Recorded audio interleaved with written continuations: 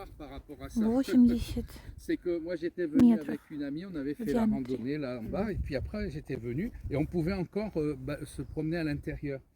Et elle s'était collée contre le menhir central, et moi je faisais mes mesures avec les baguettes et tout. Et à ce moment-là, il y a un groupe de 5 femmes qui arrivait. Et ces 5 femmes, il y en a une qui s'est mise de l'autre côté du menhir, tu vois, et puis qui s'est posée comme ça. Et puis moi, je faisais toujours mes mesures. Ma copine qui méditait un peu.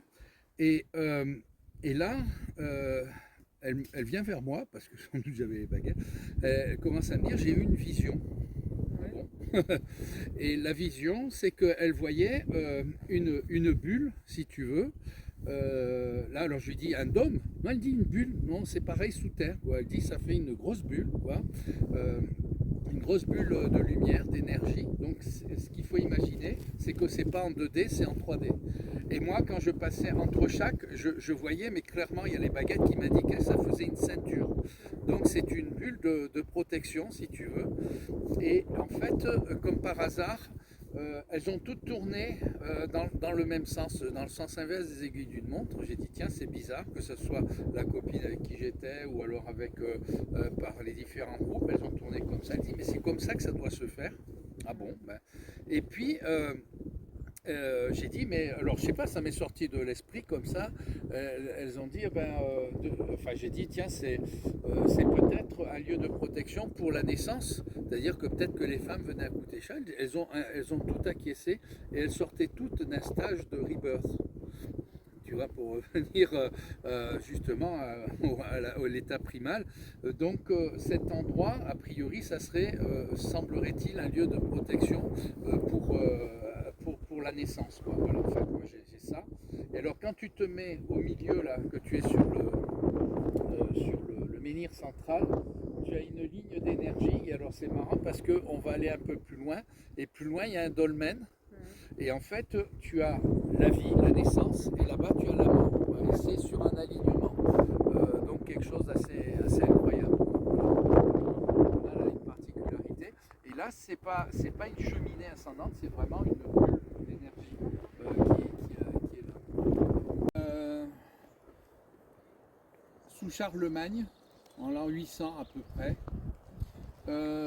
Charlemagne qui voulait asseoir son empire, puisque c'était un empire à l'époque, il a demandé, il a ordonné la destruction de toutes les pierres levées, c'est-à-dire de tous les menhirs.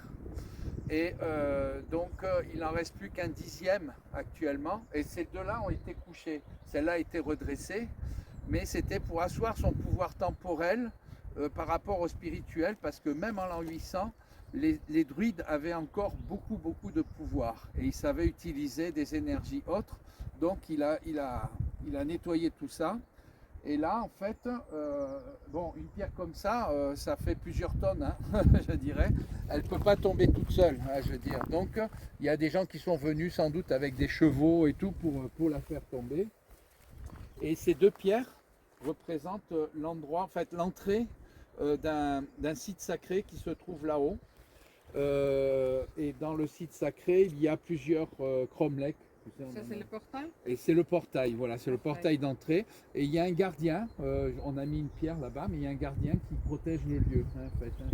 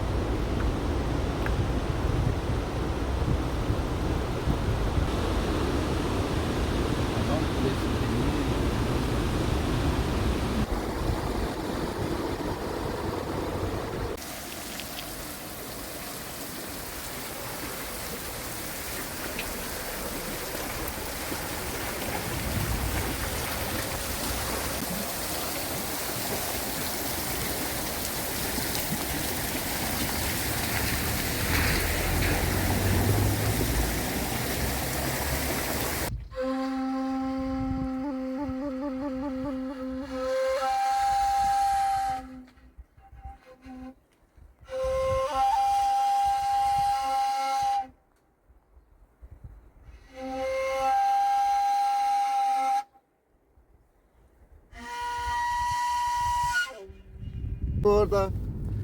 Şu tekiyor, Başka soldan arıyla ver. şu tekiyor, Çeler oyum çeli orada. şu tekiyor, Başka soldan arıyla ver.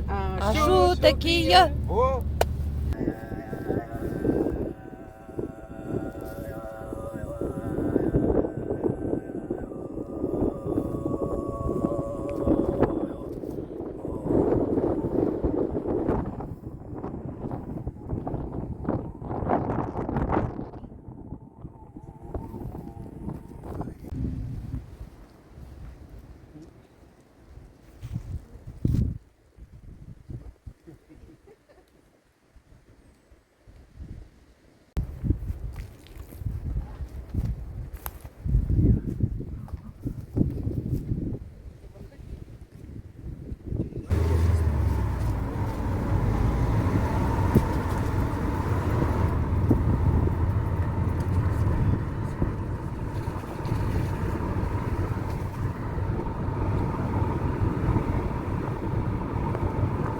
C'est un Milan.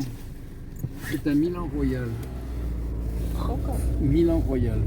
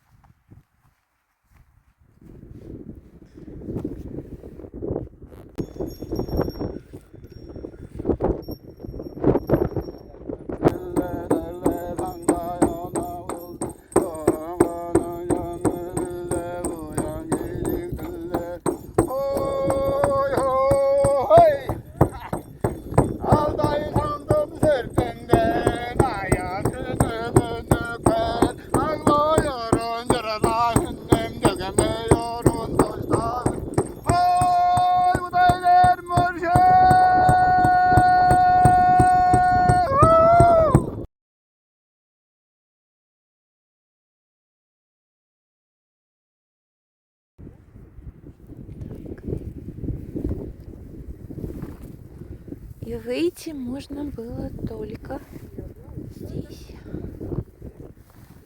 Облака, белогривые лошадки. Voilà, et une belle vue encore du château derrière.